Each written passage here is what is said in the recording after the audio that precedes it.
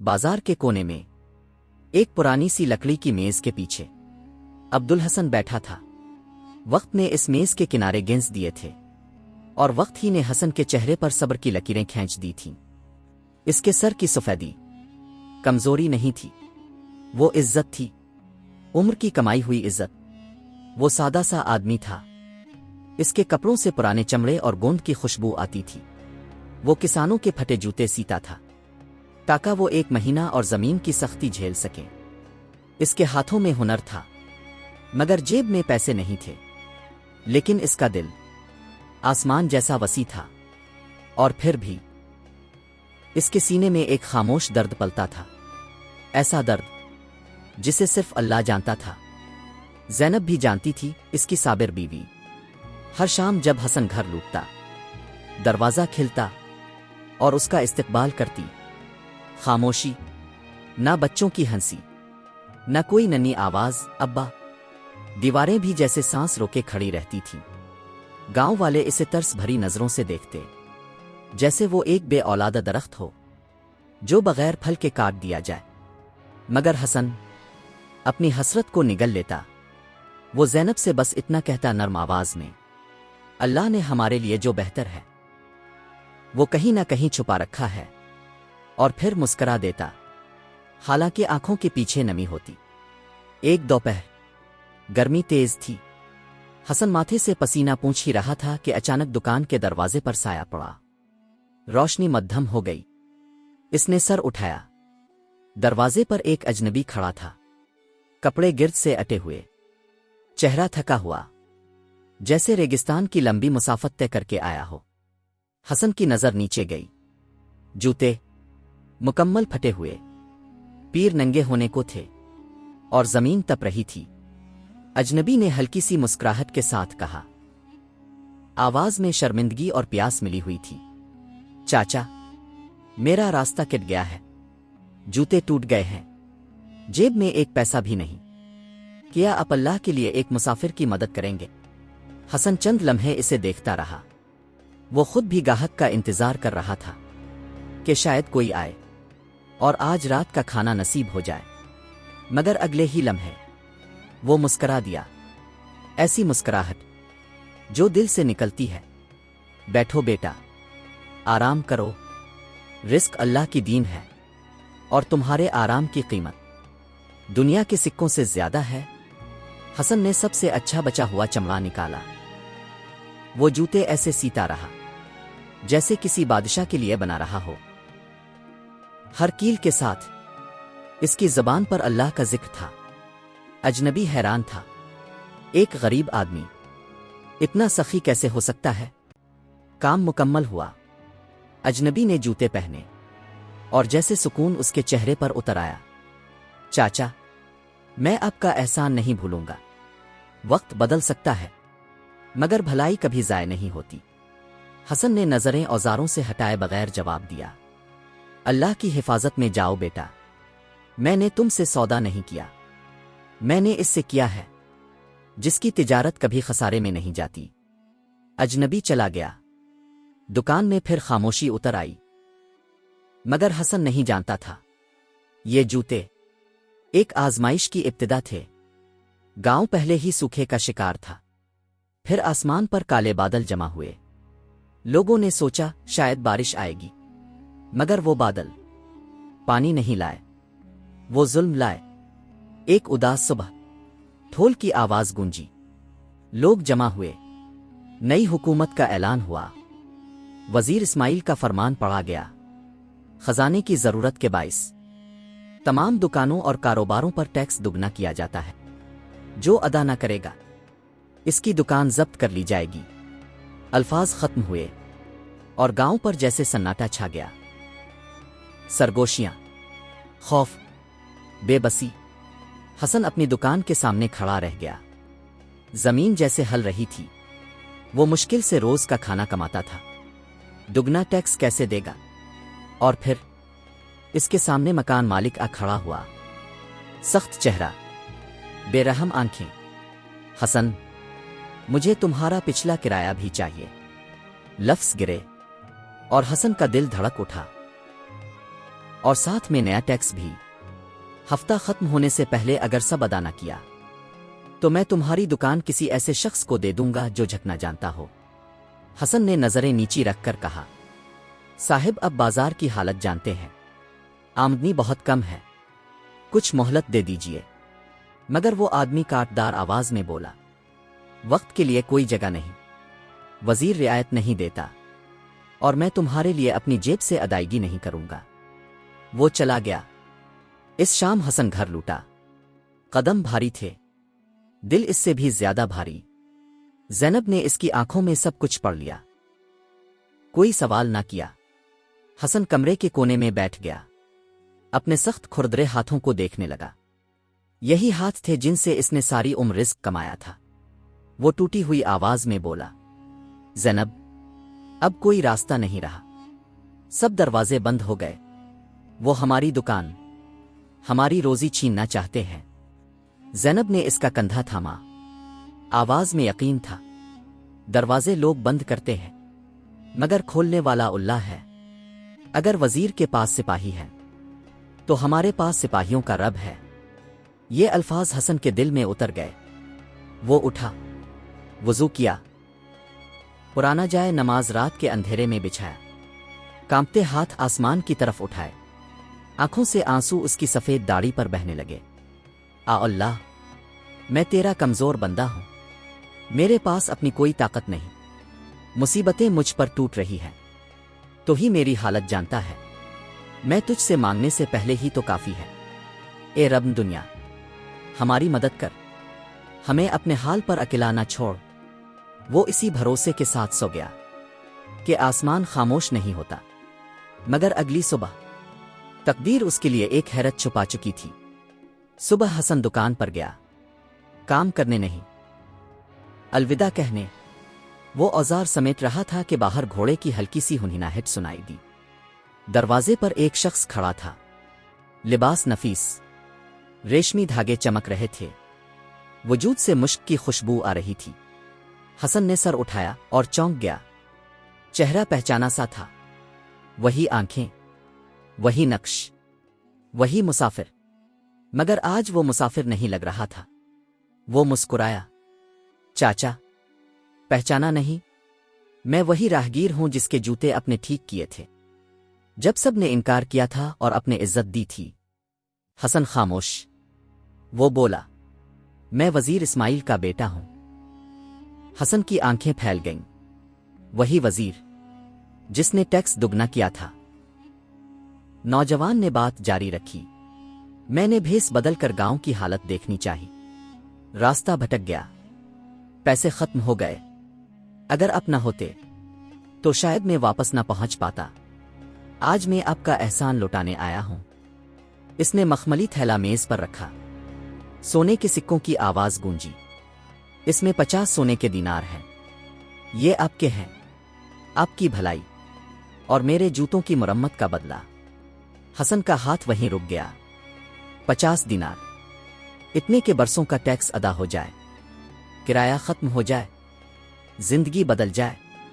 ایک آواز اس کے اندر سرگوشی کر رہی تھی، لے لو، یہ اللہ کی طرف سے رزق ہے، اپنی جان بچاؤ۔ مگر ایک اور آواز، زیادہ گہری، زیادہ مضبوط، اس کے دل میں اٹھی۔ حسن نے آہستہ سے تھیلا واپس اس کی طرف سرکا دیا۔ بیٹا، میں نے تمہارے جوتے اللہ کے لیے ٹھیک کیے تھے، اس کا بدلہ میں دنیا کے سکوں میں نہیں لے سکتا۔ اگر اللہ دینا چاہے گا تو وہ خود دے گا۔ وزیر کے بیٹے نے حیرانی سے کہا، چاچا آپ غریب ہیں، آپ کی دکان ٹوٹ رہی ہے، آپ کو رزق کی ضرورت ہے، پھر آپ سونا کیوں ٹھکرا رہے ہیں؟ حسن نے اطمینان بھری مسکراہٹ کے ساتھ جواب دیا، بیٹا، اگر میں یہ سونا لے لیتا تو یہ دنیا کا سودا بن جاتا۔ میں نے جو کیا تھا اللہ کے لیے کیا تھا، اور اس کی امانت کبھی ضائع نہیں ہوتی۔ اپنا مال لے جاؤ، میں نے جو اللہ کے لیے کیا اسے بیچتا نہیں ہوں۔ نوجوان نے بہت اصرار کیا، مگر آخرکار اسے جانا پڑا۔ وہ جا تو رہا تھا، مگر اس کے دل میں اس بوڑھے کی روحانی دولت کے لیے گہرا احترام تھا۔ حسن پھر اکیلا رہ گیا۔ نہ سونا نہ سہارا، بس یقین کی ایک مضبوط رسی جسے وہ تھامے ہوئے تھا۔ اسی دن سورج ابھی پوری طرح ڈوبا بھی نہ تھا کہ بازار میں پھر شور مچ گیا، مگر اس بار خوف کا شور نہیں تھا۔ وزیر اسماعیل کا دربان سپاہیوں کے ساتھ آیا اور حسن کی دکان کے سامنے رک گیا۔ لوگ جمع ہو گئے۔ دربان نے ریشمی فرمان کھولا اور بلند آواز میں پڑھا، وزیر کے حکم سے اور اس نیک انسان کی بھلائی کی قدر کرتے ہوئے جس نے بنا لالچ اور بنا پہچان وزیر کے بیٹے کی مدد کی، عبدالحسن کو اس سال کے تمام ٹیکس سے مکمل طور پر معاف کیا جاتا ہے اور اس کے کردار کو سراہا جاتا ہے۔ حسن کا چہرہ کھل اٹھا، وہ زمین پر سجدے میں گر گیا، آنکھوں سے آنسو بہتے جا رہے تھے۔ لوگ دعائیں دینے لگے۔ حسن دوڑتا ہوا گھر گیا، زینب، اللہ نے ہماری دعا قبول کر لی، مگر اکثر ہوا کشتی کی مرضی کے خلاف بھی چلتی ہے۔ بازار خالی ہوا ہی تھا کہ مکان مالک سائے کی طرح سامنے آ کھڑا ہوا، چہرہ سخت، آنکھیں ٹھنڈی۔ مبارک ہو حسن، وزیر نے اپنا ٹیکس معاف کر دیا، مگر میرا کرایہ ابھی باقی ہے۔ حسن کی مسکراہٹ مٹ گئی، وہ کچھ کہنا چاہتا تھا مگر مالک نے ہاتھ اٹھا کر روک دیا۔ تم مجھ پر 3 مہینے کا کرایہ بقایا ہو، میں نے بہت صبر کیا اور اب مجھے معلوم ہوا ہے کہ تم نے وزیر کے بیٹے کا سونا بھی ٹھکرا دیا۔ تو کل سورج ڈھلنے سے پہلے پیسے لے آؤ، اپنی دکان خالی کر دو۔ وہ چلا گیا۔ حسن اندھیری دکان میں کھڑا رہ گیا، جیسے کسی گہرے کنویں میں گر گیا ہو۔ اس رات حسن اور زینب سوکھی روٹی بانٹ رہے تھے۔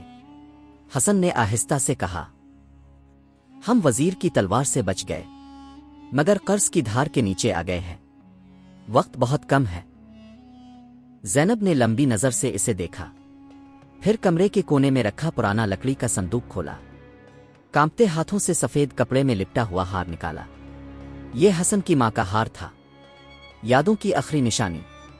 زینب نے وہ ہار حسن کے ہاتھ میں رکھا۔ وقت آ گیا ہے، اسے بیچ دو، ہماری روزی بچا لو۔ حسن کے ہاتھ کانپ گئے، آنکھوں سے آنسو بہہ نکلے۔ وہ جانتا تھا یہ صرف سونا نہیں، ماں کی محبت تھی۔ اگلی صبح حسن نے ہار کو کپڑے میں لپیٹا، سینے سے لگایا، جیسے اپنی ماں کو آخری بار گلے لگا رہا ہو۔ بازار کی طرف اس کے قدم بھاری تھے، ہر موتی، ہر دانہ ایک یاد سناتا تھا۔ وہ سونار کی دکان کے سامنے پہنچا، گہری سانس لی، اپنے آپ کو مضبوط کیا، مگر اسی لمحے اسے ایک دبی ہوئی سسکی سنائی دی، بازار کے شور سے الگ۔ وہ مڑا، ایک کونے میں ایک غریب عورت زمین پر بیٹھی تھی، اس کی گود میں ایک ننھی بچی تھی جس کا رنگ زرد پڑ چکا تھا، چہرہ کمزور، جیسے ہوا سے بھی ہل جائے۔ عورت کی آنکھوں میں بے بسی تھی، وہ کہہ رہی تھی، کوئی ہے جو میری بچی کے لیے دوا لا دے؟ 3 دن سے اس نے کچھ نہیں کھایا۔ حسن کے قدم رک گئے، اس کے ہاتھ میں ماں کا ہار تھا، دل میں ماں کی یاد، اور سامنے ایک ماں کی فریاد۔ اس کا دل زور سے دھڑکا، ایک طرف قرض، ایک طرف ماں کی نشانی، اور ایک طرف ایک معصوم جان۔ وہ آسمان کی طرف دیکھتا ہے، لب ہلتے ہیں، اللہ! پھر امتحان، اور پھر وہ آہستہ آہستہ اس عورت کی طرف بڑھتا ہے۔ وہ عورت اپنی بیٹی کے سر پر ہاتھ پھیر رہی تھی، آنکھوں سے آنسو بہ رہے تھے۔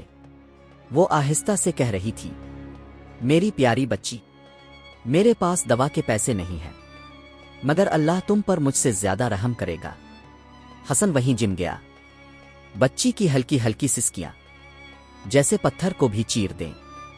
اس کی جیب میں وہی ہار تھا جو اسے بربادی سے بچا سکتا تھا، مگر آج وہی ہار اس کے ایمان کا امتحان بن گیا تھا۔ اس کے دماغ میں ایک آواز گونجی، اگر تم ہار بیچ دو گے اور یہ پیسے دے دو گے تو تمہاری دکان چلی جائے گی، تم اور تمہاری بیوی بڑھاپے میں دربدر ہو جاؤ گے، یہ تمہارا آخری موقع ہے۔ مگر دل میں ایک اور آواز اٹھی، زیادہ نرم مگر زیادہ مضبوط، تم کیسے سکون سے رہ سکتے ہو جب ایک جان تمہارے سامنے تڑپ رہی ہے؟ دکان اللہ کے ہاتھ میں ہے، مگر اس بچی کی جان اس وقت تمہارے ہاتھ میں ہے۔ حسن نے آنکھیں بند کر لیں۔ اسے اپنی ماں یاد آئی، وہی ماں جس کا یہ ہار تھا، جو اپنے کھانے میں سے بلی کو حصہ دیتی تھی، جو سرد راتوں میں جانوروں کو ڈھانپ دیتی تھی۔ حسن نے آنکھیں کھولیں۔ شک ختم ہو چکا تھا، اب صرف فیصلہ تھا۔ وہ مضبوط قدموں سے سونار کی دکان میں گیا، ہار نکالا، بغیر قیمت پر بحث کیے بیچ دیا، سونے کے سکے لیے، اور دوڑتا ہوا واپس آیا۔ عورت کے سامنے جھکا، سارے سکے اس کے کانپتے ہاتھوں میں رکھ دیے۔ بہن، فوراً حکیم کے پاس جاؤ، دوا اور کھانا لے آؤ۔ یہ اللہ کی طرف سے تمہاری بچی کا رزق ہے، اسے واپس کرنے کی کوشش نہ کرنا۔ عورت کچھ بول نہ سکی، صرف آنکھوں میں شکر کے آنسو تھے۔ حسن پلٹا اور خالی ہاتھ واپس چل دیا۔ اسے یقین تھا اب دکان بھی جائے گی، مگر اس نے ہاتھ اپنے سینے پر رکھا۔ دل عجیب طرح سے ہلکا تھا، جیسے اس نے ایک جھوپڑی دے کر محل خرید لیا ہو۔ سورج ڈھلنے لگا۔ حسن نے اوزار باندھ لیے، کیلے، ہتھوڑا، چمڑے کے ٹکڑے، میز پر ہاتھ پھیرا، جیسے کسی پرانے دوست کو الوداع کہہ رہا ہو۔ وہ دروازے کی طرف بڑھا ہی تھا کہ ایک لمبی پرچھائی اندر آئی۔ حسن موڑا، دروازے پر ایک بزرگ کھڑے تھے، ہاتھ میں لکڑی کی چھڑی، چہرے پر وقار، آنکھوں میں دانائی کی چمک۔ یہ عبد الرحیم تھے، شہر کے معزز اور امیر تاجروں میں سے ایک۔ وہ سب دیکھ چکے تھے۔ وہ آہستہ آہستہ اندر آئے، گہری آواز میں بولے، کیا اب تمہارا جانے کا وقت آ گیا ہے؟ آج جلدی دروازہ بند کر رہے ہو؟ حسن نے گہری سانس لی۔ جی، یہ الوداع ہے، پیسے ختم ہو گئے ہیں۔ عبد الرحیم نے حسن کی آنکھوں میں سیدھا دیکھا۔ آواز گمبھیر تھی، مگر اس میں گرمی بھی تھی۔ کیا تم کہہ رہے ہو کہ پیسے ختم ہو گئے ہیں؟ جب میں نے تمہیں 1 گھنٹہ پہلے سونار کی دکان میں دیکھا، سنہرا ہار بیچتے ہوئے اور بڑی رقم لیتے ہوئے۔ حسن چونک گیا۔ اس نے شک بھری نظر سے بزرگ کی طرف دیکھا، مگر عبد الرحیم رکے نہیں۔ وہ آہستہ سے بولے، میں نے دیکھا، تم نے سارے سکے ایک اجنبی عورت کو دے دیے، اس کی بچی کو بچانے کے لیے۔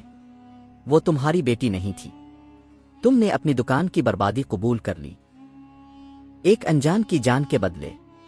بتاؤ، یہ کیسا سودا ہے؟ حسن نے سر جھکایا، پھر اٹھایا۔ اس کے چہرے پر عجیب سی روشنی تھی۔ صاحب، یہ دنیا کا گھر تو مٹی کا ہے، جو اللہ کے پاس ہے وہ باقی رہتا ہے۔ بچی مر رہی تھی، دکان سانس نہیں لے رہی تھی، میں پتھر کو جان پر کیسے ترجیح دیتا؟ عبد الرحیم کے ہونٹوں پر مسکراہٹ آ گئی، ایسی مسکراہٹ جو فاصلے مٹا دیتی ہے۔ میں نے سوچا تھا تم ہار گئے، مگر آج میں تمہیں گاؤں کا سب سے بڑا فاتح دیکھ رہا ہوں۔ جس نے تمہیں یہاں دینے پر آمادہ کیا ہے، وہ تمہیں برباد نہیں ہونے دے گا۔ پھر اس نے حسن کے کندھے پر ہاتھ رکھا۔ دکان کی چابیاں یہیں چھوڑ دو، کل صبح اونچے ٹیلے پر بنے محل میں آنا۔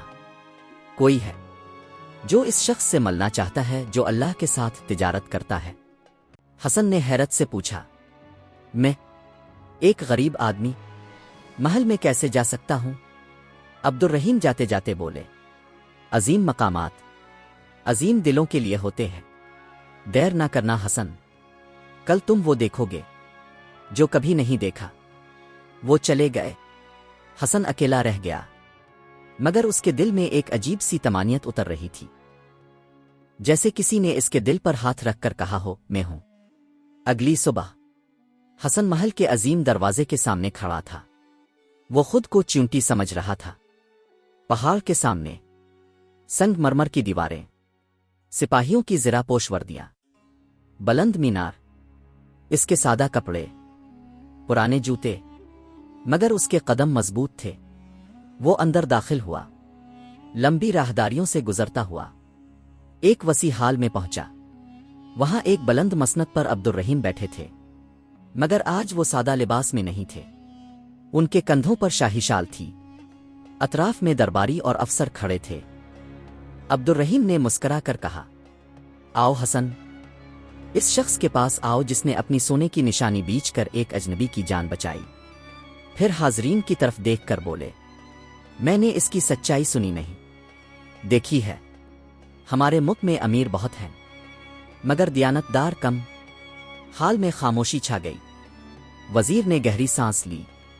ہم ایک فلاحی ادارہ قائم کر رہے ہیں، یتیموں کے لیے مدرسہ، غریبوں کے لیے شفاخانہ۔ مجھے کوئی ایسا شخص چاہیے تھا جو مال کو امانت سمجھے، ملکیت نہیں، مگر مجھے کوئی نہ ملا۔ حسن کا دل زور سے دھڑکنے لگا۔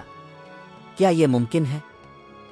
عبدالرحیم نے ایک ہاتھی دانت کا صندوق منگوایا، اسے کھولا، اندر سے ایک بڑی ہیروں جڑی انگوٹھی نکالی۔ اس کی چمک پورے حال میں پھیل گئی۔ حسن کی آنکھوں کے سامنے وہ ہیرا رکھا تھا۔ صبحگار میں گہرا سناٹا چھا گیا تھا۔